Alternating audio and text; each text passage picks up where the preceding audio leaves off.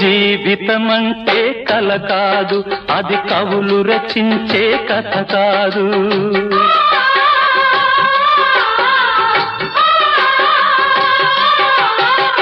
జీవితమంటే కల కాదు, అది కవులు రచించే కథ కాదు. కనుమరుగైనది సిరి కాదు, అది మనదని తలచుట సరికాదు. కుడి ఎడమైతే పొరపాటు లేదను నానుడి సత్యం కాదు, ఇది అందరికి అర్థం కాదు. ఓ